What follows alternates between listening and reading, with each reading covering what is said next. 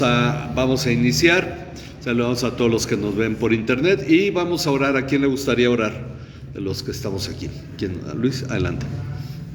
Pues Padre Santo, en esta noche, Señor, te damos gracias por la oportunidad que nos permites estar, Señor, nuevamente reunidos aprendiendo de tu palabra, Padre.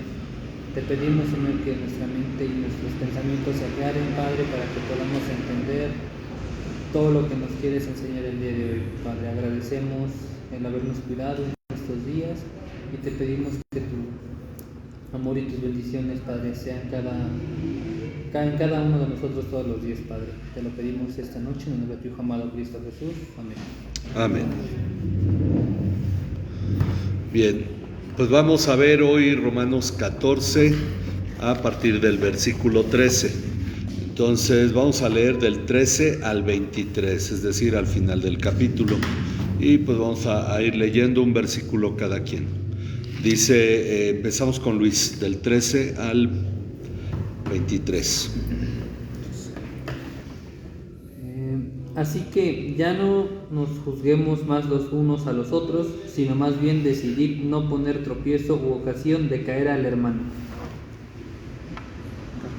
Yo sé, estoy convencido en el Señor Jesús, de que nada es inmundo en sí mismo, pero para el que estima que algo es inmundo, para él lo es. Porque si por causa de la comida tu hermano se entristece, ya no amas, ya no andas conforme al amor, no destruyas con tu comida a aquel por quien Cristo murió. Por tanto, no permitan que se hable mal de lo que pasa, de lo que para ustedes es bueno. Porque el reino de Dios no es comida ni bebida, sino justicia y paz y gozo en el Espíritu Santo.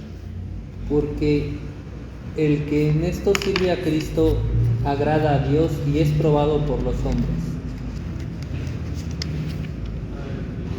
Vamos a Romanos 14, 19. 13. Ah, sí, 14. 14, ahora el versículo 19. Ajá. Así que sigamos lo que contribuye a la paz y a la mutua edificación. No destruyas la obra de Dios por causa de la comida. En realidad todas las cosas son limpias, pero son malas para el hombre, que escandaliza a otro al comer. Es mejor no comer carne, ni beber vino, ni hacer nada en que tu hermano tropiece. La fe que tú tienes, tenla conforme a tu propia convicción delante de Dios. Dichoso el que no se condena a sí mismo en lo que aprueba. Pero el que duda, si come, se condena, porque no lo hace por fe. Todo lo que no procede de fe es pecado. Bien, todos tienen hoja, ¿verdad? Dice, en nuestra relación con los demás creyentes en Cristo, en la renovación de nuestra mente o conforme a la renovación de nuestra mente, hemos entrado al tema de juzgar a los hermanos. Este tema del que la Biblia nos enseña mucho y del cual siempre habrá algo que aprender en la palabra de Dios. Por lo tanto, al entrar en este tema, en la lección pasada vimos cómo debemos convivir entre nosotros como hermanos en Cristo a fin de que todos seamos edificados. Esto hace de este tema una enseñanza permanente, pues como humanos siempre tendremos diferencias de opinión en una multitud de temas, lo cual nos puede llevar a perder de vista el propósito de nuestra comunión, el cual es la edificación. Buenas noches, hermana, adelante. Dice, lo verdaderamente importante en el reino de Dios. Hoy vamos a darle, estoy yo planeando escribir un manual de los que debo escribir para el doctorado sobre el nuevo y el antiguo pacto, y la realidad es que esto que vamos a ver hoy tiene mucho que ver, aunque no involucramos el tema, pero sí es bueno mencionarlo, cómo cambian las cosas entre el antiguo y el nuevo pacto. Dice, somos en verdad conscientes de que Dios conoce las intenciones y el sentir de nuestro corazón, así como los pensamientos de nuestra mente.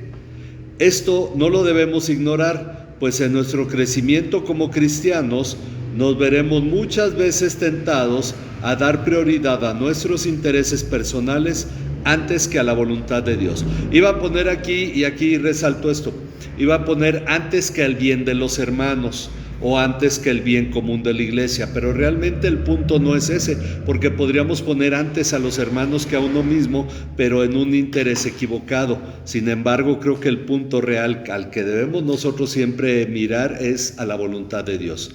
Entonces dice, antes nuestros intereses, antes que la voluntad de Dios. Es una tentación que puede ocurrir en nuestro corazón. Por eso la palabra nos previene diciendo que daremos cuenta a Dios de nosotros mismos. Así terminamos la lección pasada. Así es que antes de ir a Romanos, vamos a ver algunos pasajes previos.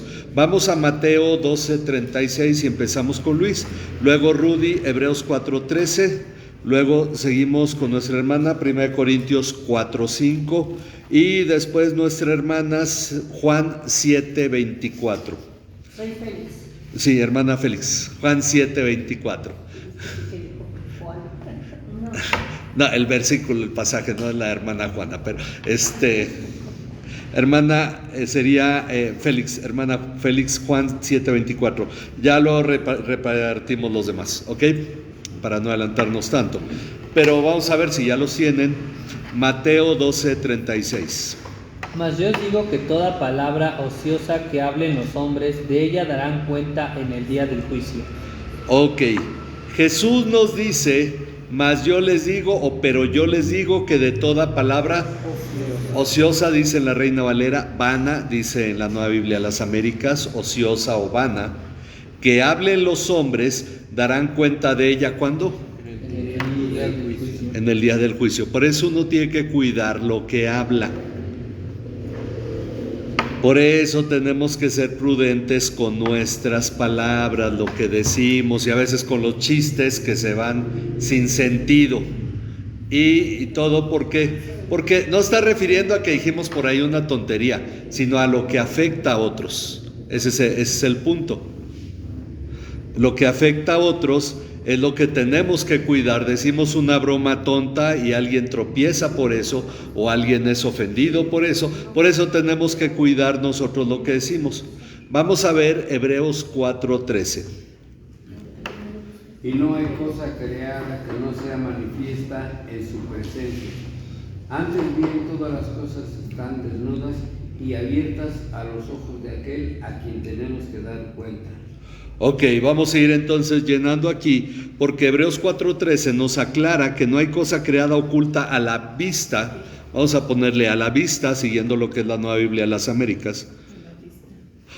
No hay cosa creada oculta a la vista de aquel a quien tenemos que dar cuenta, es decir, a Dios, ¿verdad? Nuevamente, vamos a dar cuenta de Dios y no hay cosa creada que esté oculta a la vista de aquel a quien tenemos que dar cuenta. Ok, ¿vamos todos bien? Sino que todas las cosas están al descubierto y desnudas ante sus ojos.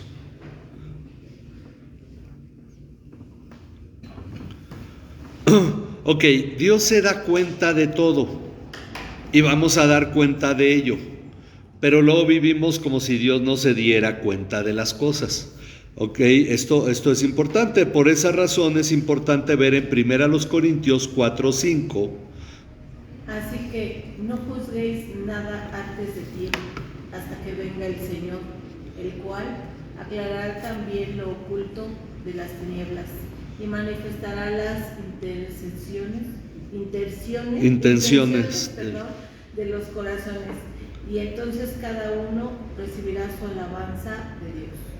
Ok, entonces dice, es importante ver en 1 Corintios 4:5 lo que Cristo hará cuando venga. Se está refiriendo al juicio de Cristo.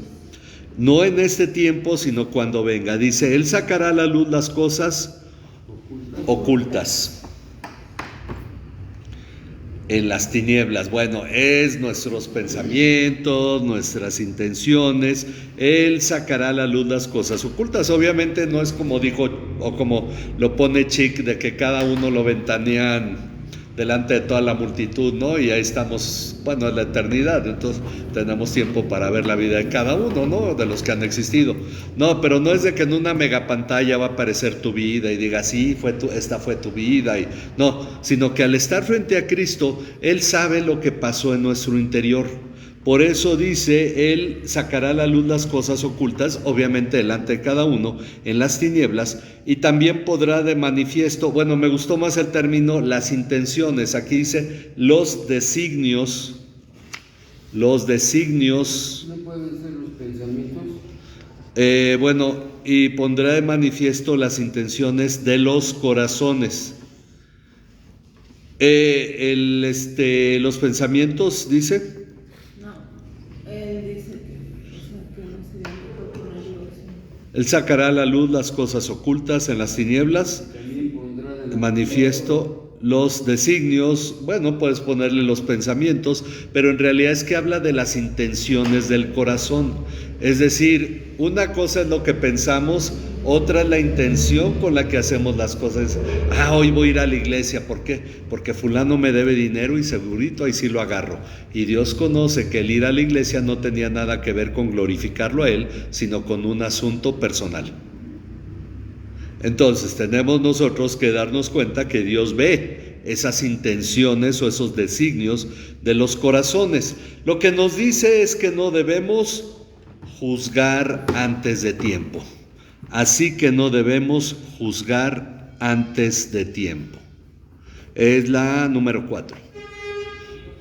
Pero aquí que los corazones, ¿verdad? Sí. De los corazones, la anterior. Y luego la 4, así que no debemos juzgar antes de tiempo. Porque hay conflictos cuando nosotros hacemos nuestro juicio como humanos, a veces nos precipitamos y dice no antes de tiempo, porque está refiriéndose al juicio de Cristo, cuando viene el verdadero juicio. Entonces nosotros decimos, bueno, ¿por qué Dios permite la maldad?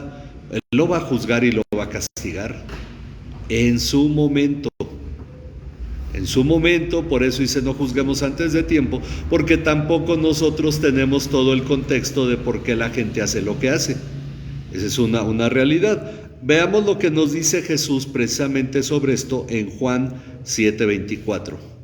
Dice, no juzguen por la apariencia, sino juzguen con juicio justo.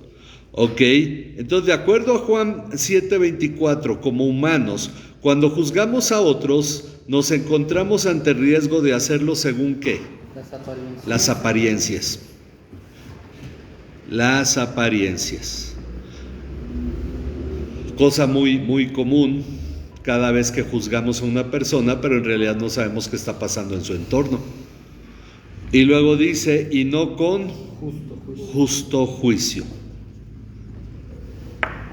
Entonces nuestro juicio como humanos muchas veces está equivocado, distorsionado, vemos la apariencia, mas no comprendemos todo y entonces no hacemos un juicio justo, ¿verdad? Ese es nuestro conflicto cuando juzgamos a otros, que no tenemos todos los elementos, por eso muchas veces tenemos que dejarlo a Dios en realidad, o es lo que nos está diciendo el versículo. Dice, esto nos enseña que nosotros podemos equivocarnos mucho en nuestro juicio acerca de otros, pues las intenciones de ellos son ocultas para nosotros. A veces no solo en criticar a alguien, sino incluso en admirar a alguien, decir, ve fulano cómo nos echó la mano, pero no sabemos en realidad qué intención había en su corazón. Porque a veces pasa que la gente nos echa la mano, ¿para qué? Para que en un momento, ya ganando confianza, pues ya se aprovecha. Entonces tenemos que tener claro que debe haber sabiduría en eso. Las intenciones de ellos son ocultas para nosotros, así como también nuestras propias intenciones al juzgar a otros pueden no ser muy claras para nosotros mismos. Es decir, a veces no sabemos ni por qué estamos juzgando a alguien, pero a veces sí. Y a veces no tenemos tampoco muy claro si en realidad lo que nosotros hacemos al juzgar a alguien proviene de algo correcto. Decimos, no, pues para ayudarlo, para que no se esté equivocando, y por eso yo le doy una, ¿cómo le llaman? Una crítica constructiva, etcétera. Y las mentadas críticas constructivas muchas veces son realmente una descalificación, o al menos de sentirnos nosotros como superiores, ¿no? Dice, y tal como leímos la semana pasada, acerca del juez que destruye o salva, esto lo leímos ahí en Santiago 4, que uno es el juez y legislador que puede salvar o destruir. Entonces dice, primera a los Corintios, ahí donde estábamos, en el 4:5, donde leímos, al final dice que en el tribunal de Cristo cada uno recibirá de parte de Dios la alabanza que le corresponda. La alabanza que le corresponda.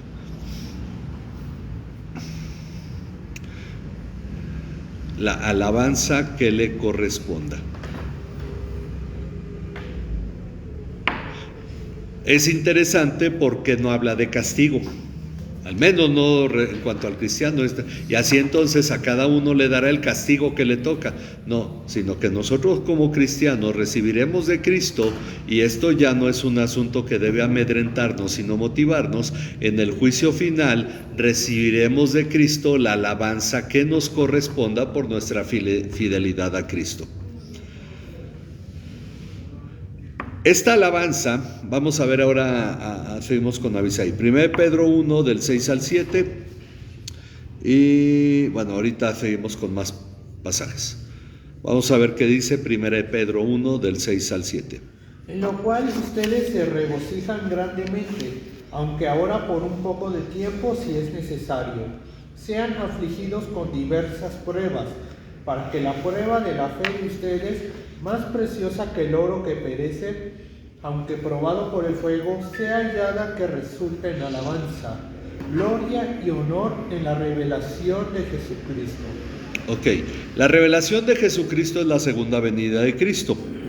Dice, esta alabanza, Pedro la relaciona con la prueba de nuestra fe, que al ser purificada por las pruebas, a semejanza del oro con el fuego, al venir Cristo sea hallada que resulten en tres cosas. Alabanza es la primera, gloria y honor. Tres cosas que nuestra fe va a recibir de Cristo, porque por eso está siendo formada, digamos, o fortalecida por medio de las pruebas, para que resulten alabanza, gloria y honor. Y uno puede decir, bueno, pero es que aquí yo no estoy viendo esto como dice el Salmo 1, y todo lo que hace prosperará, y de pronto uno ve que como cristiano batalla, y nuestra fe está siendo fortalecida, porque si todo nos saliera bien, nuestra fe sería muy débil.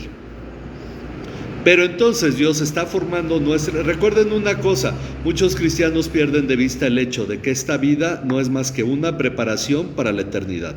Por lo tanto, el verdadero deleite no está en esta vida, está en la eternidad. Y esta vida es una formación, tal como lo es una escuela para el que estudia una carrera, tal como lo es el prepararse para salir a una competencia, es la preparación para la eternidad. Entonces, en esta vida lo que tenemos son pruebas que fortalecen nuestra fe para que esté lista para la eternidad.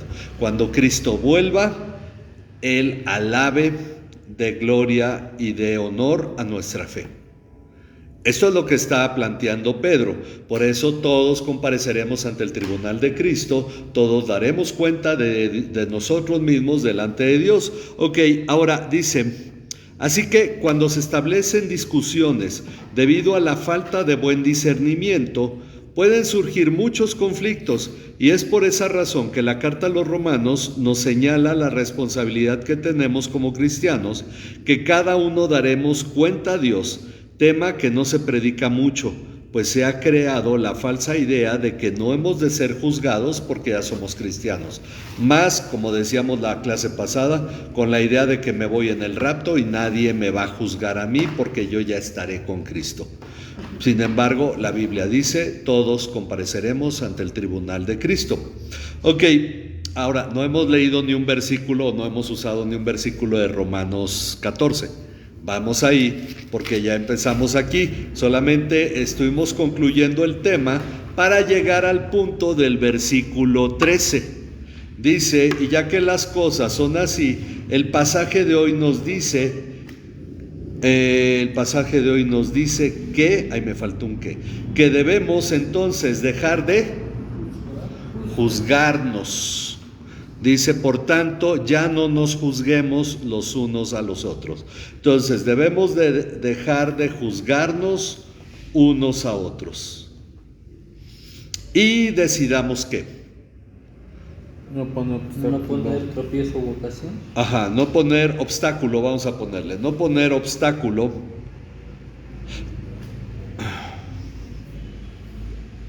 No poner obstáculo.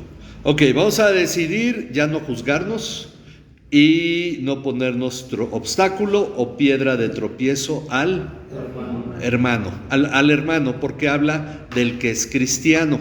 Y aquí hay esa separación. Todo esto que he estado hablando, de hecho desde el capítulo 12 aplica solo a los hermanos, aunque en algún momento se involucró a los no creyentes en nuestro testimonio, pero aplica a los hermanos en Cristo. Ok, no poner tropiezo al hermano. Respecto al alimento, porque hay una cosa, Pablo mencionó en los versículos anteriores que uno cree que se puede comer de todo, otro que es débil solo come legumbres, pero él no dio su opinión. Ahorita, como que ha querido, esto vamos a aclararlo, pero vamos a aclararlo para bien, en cierto modo, y para no despertar una controversia. Dice, respecto al alimento, el apóstol Pablo da su opinión diciendo, yo sé y estoy convencido en el Señor Jesús de que nada es inmundo En sí, ¿no? en sí mismo, exacto. Puede ser inmundo por el uso que se le dé, pero nada es inmundo en sí mismo, y eso aplica para la carne de cerdo, el que dicen que hay judíos que sí comen cerdo porque no se pueden resistir al tocino, ¿verdad? Pero ya inventaron el tocino de pavo, que no creo que sea, no es lo mismo finalmente, ¿no? Pero también sabe bien. Pero entonces nada es inmundo en sí mismo. Recuerden, cuando Noé salió del arca, Dios le dijo, todo lo que se mueve te será por alimento. Hasta que viene la ley de Moisés y entonces limita la comida porque era un asunto de obediencia a Dios. Ahora, aunque sí muchos dicen, bueno, era para sanidad del pueblo. Y esto se debe, vamos a Marcos 7:19 con Eliseo. Marcos 7:19 y bueno, luego reparto los otros. ¿Qué dice? Porque no entra en su corazón, sino en el estómago y se elimina. Jesús declaró así limpio todos los alimentos. Ok, de hecho en el versículo previo dice, ¿quieres leer el anterior? El 18. También ustedes son tan faltos de entendimiento, les dijo, no comprenden que todo lo que de afuera entra al hombre no lo puede contaminar, porque no entra en su corazón, sino en el estómago y se elimina. Jesús le declaró, así limpió todos los alimentos. Ok, ya en ese momento que todavía estaba vigente el antiguo pacto, Jesús ya estaba declarando que nada que nada podía contaminar de lo que se come, no podía contaminar al ser humano porque entra al estómago, luego se elimina, y declaró así limpios todos los alimentos. Entonces uno dice, podemos comer todo alimento, sí. Entonces Pablo dice, nada es inmundo en sí mismo. Pero la sangre no. Ok, la sangre de hecho no es alimento. Y la sangre queda excluida porque, recuerden una cosa, hay algo interesante. Cuando Noé sale del arca y Dios le dice que puede comer de todo alimento, le dice, pero sangre, la vida que es la sangre, no la comerás. Ahora, cuando se hace el concilio de Jerusalén, solamente son unas pocas instrucciones para los creyentes que no son judíos, y entre ellos es que no coma nada sacrificado a los ídolos, que no coman animales ahogados, que se abstengan de fornicación y de sangre. Y la sangre permanece en eso porque no correspondía al antiguo pacto. Obviamente se tenía que incluir en el antiguo pacto, pero la sangre es para Dios. La sangre no es alimento. De hecho, la sangre, cuando se mata un animal, su sangre viene contaminada porque todo se va al torrente sanguíneo cuando muere el cuerpo. Bueno, pero es más que nada porque esto es la vida de todo ser, la sangre. Ok, dice, lo cual, hablando de que ningún alimento es inmundo, dice, lo cual se corrobora con la visión que tuvo Pedro. Vamos a ver Hechos 10 del 9 al 16. Hechos 10 del 9 al 16. Al día siguiente, mientras ellos iban por el camino y se acercaban a la ciudad, Pedro subió a la azotea a orar como al mediodía. Tuvo hambre y deseaba comer, pero mientras le prepararon algo de comer, le sobrevino un éxtasis. Vio el cielo abierto y un objeto semejante a un gran lienzo que descendía. Bajado a la tierra por las cuatro puntas, había en él toda clase de cuadrúpedos y reptiles de la tierra y aves del cielo. Y oyó una voz: levántate, Pedro, mata y come. Pero Pedro dijo: de ninguna manera, Señor, porque yo jamás he comido nada impuro o inmundo. De nuevo por segunda vez llegó a él una voz: lo que Dios ha limpiado, no lo llames tú impuro. Esto sucedió 3 veces. Inmediatamente el lienzo fue recogido al cielo. Ok, aquí hay una visión que tuvo Pedro. Todos los animales bajan en un lienzo. Él tiene hambre. En esta visión le dicen: levántate, mata y come. Él dice: Señor, jamás he comido nada impuro. Y entonces la voz le dice: lo que Dios ha limpiado. Lo que Dios ha limpiado, no lo llames tú impuro. Entonces, Pablo ahora dice: nada es impuro en sí mismo, o nada es inmundo en sí mismo. Es evidente que la comida era ya desde ese tiempo un tema de discusión entre los cristianos, y Pablo lo usa para enseñar que este tema no debería ser causa de conflicto y menos de tropiezo para los hermanos. Se discutía sobre la comida seguramente porque había cristianos judíos y cristianos no judíos. y menos de tropiezo para los hermanos.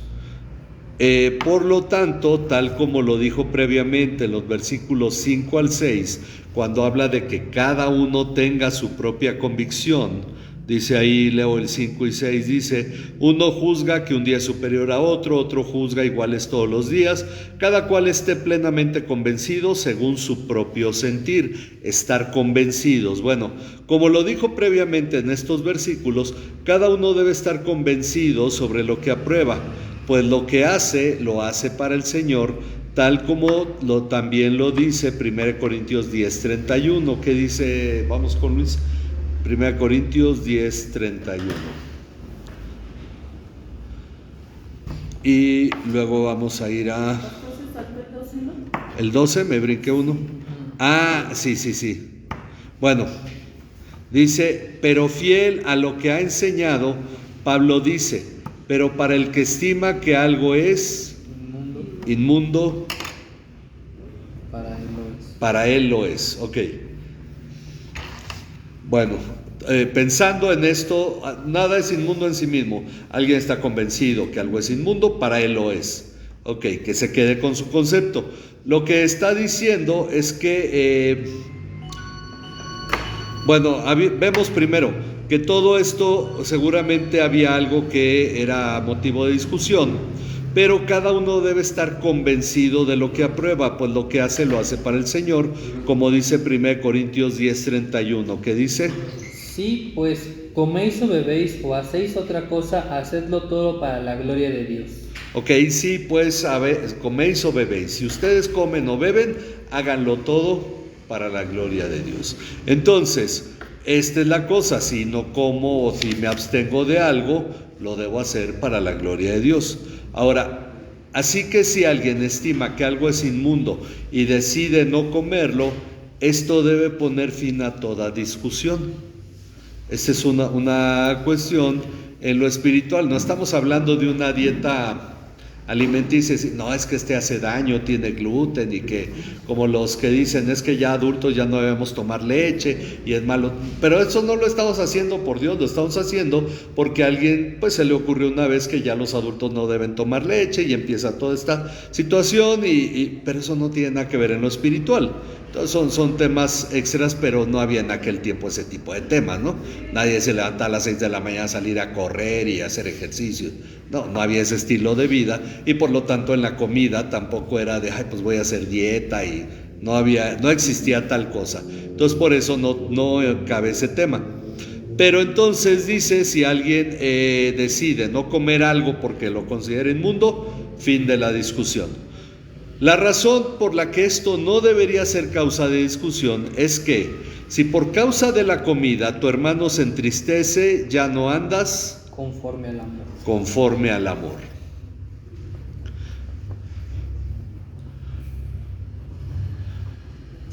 Hablando del hermano que es débil en la fe y que hay que cuidarlo. Ya no andas conforme al amor. Hay que cuidarlo por amor. Es interesante porque este tema de este capítulo 14 lo toca nuevamente Pablo en 1 Corintios 8. Ahora dice, por lo tanto, no destruyas con tu... vamos en el versículo... no sea pues vituperado por vuestro bien. No, nos quedamos en el 15. Porque si por causa de la comida tu hermano se entristece, ya no andas conforme al amor. Con tu comida. No destruyas con tu comida. No destruyas con tu comida.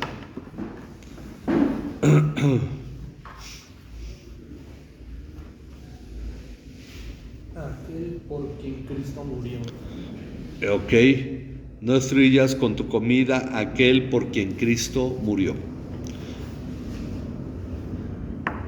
Dijimos, este tema se puede aplicar a otros aspectos también de la vida cristiana.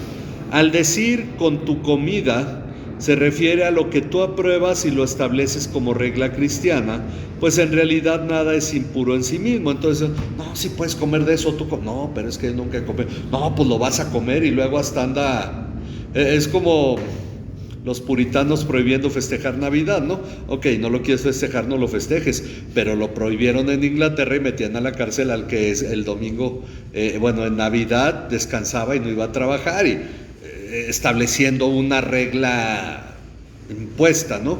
Bueno, el asunto es que aquí no destruyas con tu comida se refiere a algo que tú apruebas y lo estableces como regla cristiana. Podemos comer de todo, no hay nada de malo en echarse una copita, así es que ahora en la Santa Cena todo su copita. Y va a haber quien dice, no, pues entonces me tengo que abstener de la cena. Entonces uno dice, debe haber prudencia y decir, no, vamos a darles algo que todos puedan tomar. Y esto tiene para nosotros que no establecerse este tipo de reglas, pues en realidad nada es impuro en sí mismo. Y aunque la elección de comida no tiene efecto en lo espiritual, y esto es algo que vamos a comentar en un momento más, sí puede tener un efecto negativo al convertirse en una controversia que haga tropezar al hermano. Entonces empieza a haber una falla en la fe. El tema de hacer tropezar al hermano con la comida lo trata el apóstol Pablo más ampliamente en 1 Corintios 8, ahí lo da en relación a lo sacrificado a los ídolos, pero vamos a ver lo que nos dice ahí en 1 Corintios 8, los versículos 8 y 9. Seguimos con nuestro hermano. Si bien la vianda no nos hace más aceptos ante Dios, pues ni porque comamos seremos más, ni porque no comamos seremos menos. Pero mirad que esta libertad vuestra no venga a ser tropezadero para los débiles. Ok, lo toma en estas palabras muy semejante a Romanos. De hecho, también ahí dice, no destruyas con tu comida aquel por quien Cristo murió. Bueno, dice, pero la comida no nos recomendará ante Dios, pues ni somos menos si no comemos. Digo, si no comemos, sí. Pues ni somos menos si no comemos, ni somos más si comemos. Ok, no, pues yo no como de eso. No, entonces eres un cristiano menor. No, la comida no nos coloca. Esta moda surgió ya tiene como 5 años, en los adventistas, que decían que el que come verduras es mejor cristiano, porque el plan de Dios es llevar a la humanidad a comer verduras nada más. Y yo oí una conferencia ahí, con todo respeto para quienes consideran esto, pero cuando dice uno, bueno, entonces ¿por qué me preguntan por qué en el Antiguo Testamento habla de la carne, de comer carne? Y les recuerdo que ellos iban en el desierto y por eso comían. Y uno se da cuenta, en realidad la dieta israelita era muy carnívora. Pero el asunto es que en el nuevo pacto eso ya no tiene nada que ver, lo que comes o no comes. Son como los testigos, ¿no? Exacto, bueno. Dice, si no comemos ni somos más si comemos. Pero tengan cuidado, no sea que esta libertad. O sea, yo puedo comer de todo, es mi libertad. Bueno, que tu libertad de alguna manera, ten cuidado que se convierta en piedra de tropiezo para el débil. Entonces, las libertades que yo tengo, cuando dice, no todo me está permitido, no todo edifica, no todo conviene y no me dejaré dominar de ninguna cosa, nos establece un criterio donde decimos, bueno, a mí esto no me afecta, puedo verlo, o puedo comerlo, o puedo asistir a esto y no tengo problema, pero habrá quien sí. Entonces yo a veces tengo que dejar mi libertad por amor a los hermanos que son más débiles. Entonces dice que esta libertad de ustedes de alguna manera se convierta en piedra de tropiezo para el débil. Así que el criterio importante para lo que podemos comer o celebrar es que tal práctica no sea ¿qué? Tropiezo. Que tal práctica no sea tropiezo para nuestros hermanos, exactamente. Se trata de cuidar a los débiles en la fe.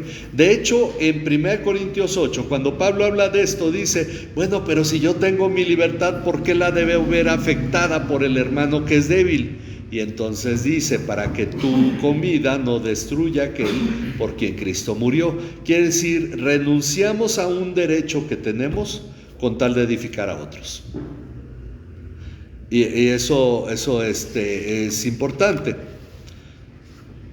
Así que el criterio importante, ok, ya lo leemos, 17, pues si por causa de la comida que tú apruebas haces entristecer a tu hermano, entonces ya no andas conforme. Yo pensé que se lo había quitado porque va igual al anterior, ¿verdad? Ya no andas conforme al amor. Bueno, vamos a ir arreglando ahí. ¿Sí lo tienen ustedes así? Ok, ya no andas conforme al amor, o lo dejamos para recalcar. Pero si cuidamos no hacer tropezar a los hermanos, entonces evitamos que se hable mal de lo que para nosotros es bien o bueno. Ok, digamos, usemos la carne. Uno dice, bueno, la carne es buena para mi cuerpo, es nutritiva. Dice un hermano, no, pero esa carne no, porque mira, ok, no la como. Porque si yo la como con mi hermano y luego tropezar, esto que es para mí, que es bueno para mí, de ello se va a hablar mal. Entonces, si yo cuido que mi hermano no tropiece, evito que se hable mal de lo que para nosotros es bueno. Y esto implica nuestro testimonio ante el hermano y ante los no creyentes. ¿Ok? Dice, y así es como llegamos a la base de este tema. Y la base de este tema es porque el reino de Dios no es comida ni bebida. Exactamente, por eso no tiene implicación espiritual.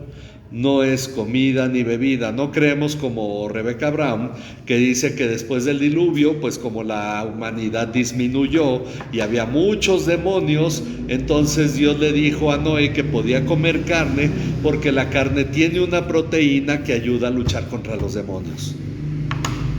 Y mucha gente se lo creyó. Ok. Según la idea de Rebecca Brown en su libro, él vino a dar libertad a los cautivos, que muchos lo tomaron, incluso yo supe de ahí de una mega iglesia que lo tomó como libro de texto para su escuela dominical y bueno, lo que está... medio macabro, ¿no? Sí, bueno, lo que ella dice es que después del diluvio, cuando Noé salió del arca, pues la humanidad se redujo solo a 8 personas. Por lo tanto, había demasiados demonios para tan pocas personas y para ayudarlos a resistir los ataques demoníacos, Dios le permitió al ser humano comer carne porque la carne tiene una proteína que ayuda en la lucha contra los demonios. O sea, ahora lo hablamos y nos damos cuenta que es ridículo, pero había gente que se lo creía. Y bueno, todo el libro, finalmente muy fuera totalmente de la sensatez. Pero, y lo digo porque yo lo leí. Yo también. Entonces, vemos que la comida no tiene ningún impacto espiritual porque es algo físico solamente. Por eso dice que el reino de Dios no es comida ni bebida. Y esto es lo que nos debe quedar claro. ¿Qué podemos y qué no podemos comer? Solamente dijimos una cosa porque simboliza algo y Dios ha demandado eso del ser humano. Pero finalmente el reino de Dios no es comida ni bebida, sino justicia y Paz y gozo en el Espíritu Santo. Por lo tanto, entendemos que la comida no es un asunto espiritual y esa es la razón por la que cualquier controversia al respecto es innecesaria. O sea, ¿para qué discutimos de qué tomamos? Que la coca es del diablo. Bueno, eso no tiene ningún impacto espiritual. Te lo tendrá comercial, pero decimos, bueno, ahora tomas Pepsi, ¿no? Por eso ya nos dejé que comen su coca. Exacto. Y hay que sin leer esto. Ahora uno dice, bueno, pero es que si tú la tomas, ellos son satanistas y todo. El de la carnicería tiene a San Judas Tadeo ahí al lado y uno va y le compra carne, ¿no? ¿Y qué hace? Cuando eres el primer cliente, se persina delante de él y dice, este es pa' Juditas. O sea, en realidad hay pecado en el mundo y tanto el que cultiva, el que cría a los animales, el que los lleva al establo, los sacrifica, el que los vende, todos son pecadores. Entonces no andamos nosotros ahí viendo Moros con trincheras. exactamente, porque hasta las verduras las siembra seguramente gente pecadora. Ok, entonces Un hijo de Caín. porque ¿qué hacen verduras, verdad?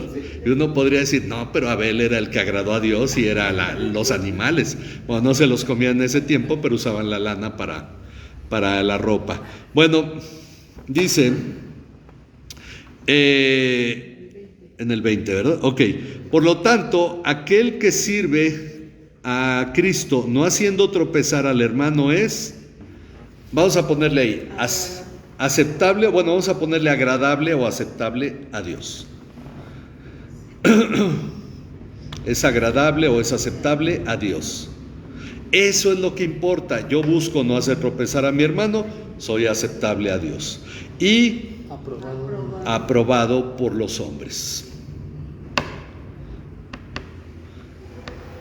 Entonces, buscamos no hacer tropezar al hermano, no imponerle lo que ya en algún modo decimos, bueno, esto no te afecta como cristiano, puedes hacerlo, etcétera. Pero hay cosas que son importantes. Ahorita vamos a terminar con un ejemplo. No lo puse aquí porque también el espacio limita, pero por eso damos la clase. Dice, entonces es aceptable a Dios y aprobado por los hombres. Ya lo pusieron, ¿verdad? Así que procuremos lo que contribuye a la paz. No discutiremos este tema. Busquemos lo que contribuye a la paz y a la mutua edificación. Ok, o edificación mutua, ¿cuál? Ya las dos versiones. Es lo que debemos buscar, estar en paz y ser edificados. Esto implica no destruir la obra de Dios por causa de la comida, porque a veces no nos damos cuenta y cuando creamos conflictos, en realidad estamos luchando contra lo que Dios está edificando y estamos destruyendo lo que Dios está edificando. Entonces, esto implica no destruir la obra de Dios por causa de la comida, pues en realidad todas las cosas son limpias. Las cosas son limpias, no son un problema, pero sí son malas para el hombre que escandaliza a otro al comer. Es decir, lo explico. El alimento, ninguno es malo. Pero si yo como algo y le insisto a mi hermano que lo coma y él dice, no, yo no lo voy a comer, y entonces lo hago tropezar, ese alimento ya se convirtió en algo malo. Eso es lo que nos está diciendo el pasaje. Pero el alimento en sí no es malo. Entonces, hay hábitos alimenticios que van de cultura en cultura. Entonces, dice que se convierte en algo malo cuando escandaliza a otro al comer. Así que es mejor no comer carne. Podremos decir no comer insectos. No, pero hay lugares donde se comen las cucarachas. Pues uno se puede escandalizar y mejor nos abstenemos de ese tipo de cosas, porque a veces uno lo quiere imponer, ¿sí o no? Bueno, es mejor no comer carne, ni beber vino, ni hacer nada en que nuestro hermano tropiece. Pensemos, bueno, la música que uno escucha también es algo que puede aplicar a esto. Y entonces uno debe de ser en eso cuidadoso de no hacer tropezar al hermano. Por lo tanto, la fe que tú tienes, tenla conforme a tu propia convicción. Ya vimos al principio que cada uno debe estar convencido sobre lo que aprueba. Dice, si alguien estima que algo es impuro y no lo come, por su convicción, que no lo coma. Dice, la fe que tú tienes, tenla conforme a tu propia convicción delante de Dios, pues el que no se condena a sí mismo en lo que aprueba es, ¿cómo dice? Bienaventurado. Bienaventurado o dichoso, como gusten ponerle. Tú apruebas comer carne, hazlo con toda fe. Pero si estás dudando, entonces sí ya hay un problema, porque ahí el problema ya no es la comida, sino nuestra falta de convicción. Ok, entonces, el que no se condena a sí mismo en lo que aprueba es dichoso. Así que la convicción es importante, porque el que duda, si come, ¿qué hace? Se condena. Dice, no, pues es que a lo mejor no se debe, pero bueno, pues los hermanos lo hacen, pues yo le entro. ¿Qué está haciendo? Está pecando contra su propia convicción, porque en realidad no lo hace convencido de que es algo que puede hacer. Entonces dice, bueno, el comer carne de cerdo, pues dicen que no es malo, pues vamos a comerlo, pero no, yo creo que sí está mal. Y entonces si piensa que está mal y lo come, ¿qué hace? Es como si le faltara a Dios, ¿no? Exactamente, entonces se convierte en pecado porque dice, a lo mejor a Dios no le gusta, pero los hermanos dicen que no hay problema. Entonces a mí ya no me está importando Dios. ¿Sí me explicó? Bueno, si explicamos bien el pasaje. Miren, les voy a poner un ejemplo. El asunto es que hace muchos años, cuando yo era soltero, estaba en Probosque, fui a ver a unos amigos y ellos iban a una iglesia, iglesias de Dios hay muchas ramas, entonces era una iglesia de Dios. Fuimos a un balneario, eran como 4 o 5, y fuimos a un balneario a nadar, y ya estando ahí que íbamos a comer, me dijeron, ay, a ver si no nos ven los hermanos de la iglesia, porque en la iglesia nos prohíben venir a los balnearios. Yo dije, bueno, a mí nadie me lo prohíbe, yo estoy bien, no tengo problema, en mi iglesia no lo prohíben.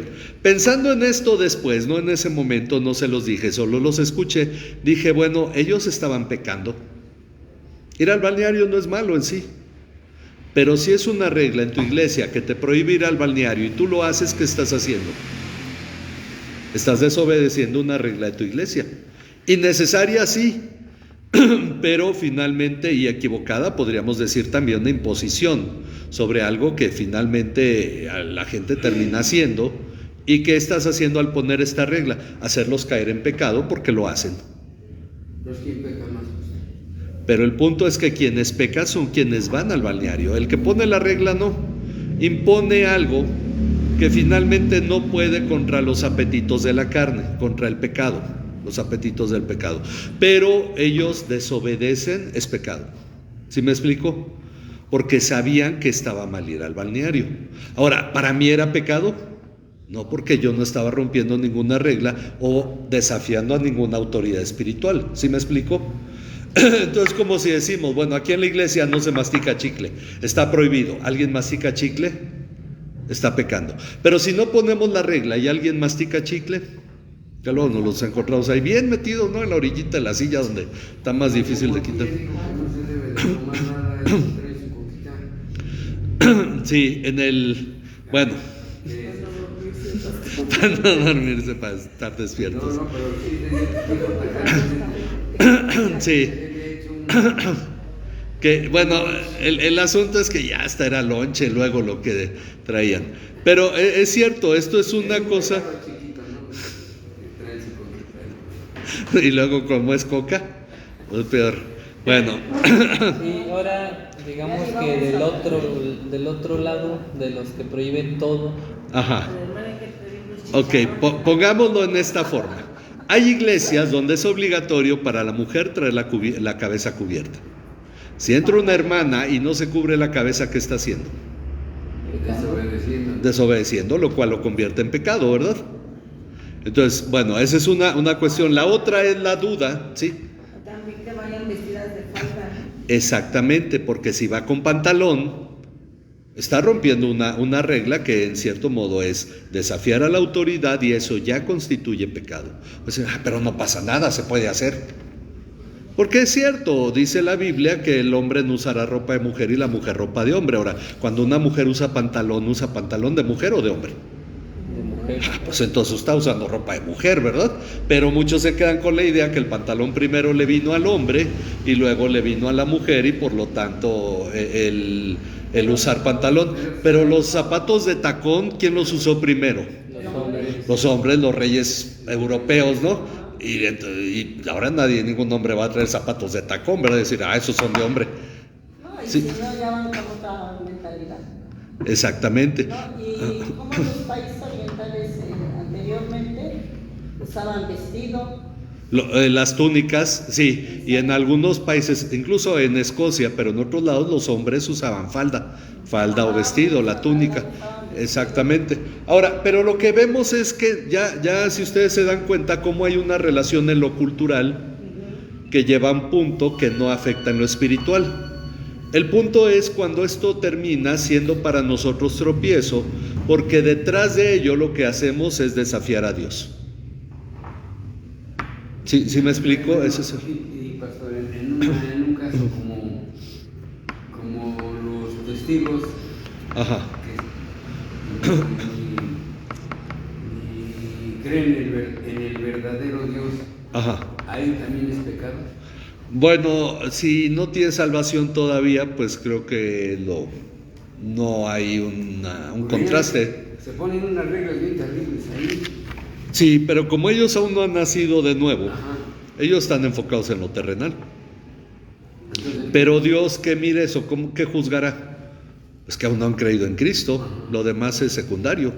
Pero en el que ya ha creído en Cristo y su pecado ha sido perdonado, ahí se establece un punto donde sí ya están llevando a cabo algo que desafía finalmente la edificación para los hermanos. Miren, bueno, leo la parte final, dice, vivimos en un mundo dañado por el pecado. Ese es el punto que hemos estado señalando, ¿no? Porque nos sirve comida a la gente que es pecadora, porque todo el mundo finalmente está afectado por el pecado. Pero Dios hace de la iglesia un refugio para el creyente, lo cual debemos procurar que así sea para todos los hermanos. Pero miren, dicen por ahí un dicho, yo lo considero muy especial. Tú puedes tener problemas en el trabajo, en la calle, donde sea, pero en tu casa debes tener paz. Porque la casa, el hogar, debe ser un refugio, donde dices, vengo batallando con todo, pero donde vivo, yo lo que busco es tener paz. Bueno, es cierto que para muchos realmente a veces están más en paz afuera que adentro, pero para el creyente es la misma situación. El mundo está lleno de pecado, de conflictos, contradicción. Vivimos en una sociedad que se opone al evangelio, o que le da el avión, por decirlo, o sea, pasa de largo del evangelio, no lo toma en cuenta, pero reta al cristiano, desafía al cristiano, nos sentimos o nos agobia el mundo, y en la iglesia debemos encontrar paz, ser fortalecidos. Por eso doña Félix se duerme. Bueno, es la realidad. Yo sí. Eso está ronca. Y la verdad es que es cierto, a mí me lo dijo una hermana, no digo aquí su nombre porque pues, se está grabando todo, ¿no? Pero me dijo: pastor, usted sabe que yo en mi casa vivo sola y estoy luchando y siempre tengo preocupaciones y no duermo a veces en las noches. Cuando llego aquí me siento protegida por todos los hermanos, que en realidad créeme que es cuando descanso. Y es cuando. Entonces, bueno, el asunto es que imagínense si la iglesia también fuera, miren, por esa razón esto que vivimos hace unos meses, si la iglesia también fuera un lugar donde llegas y en lugar de encontrar paz tienes que cuidarte la espalda, o tienes que verte en medio de conflictos, eso ya no es edificación, ya no cumple una función en la vida del creyente.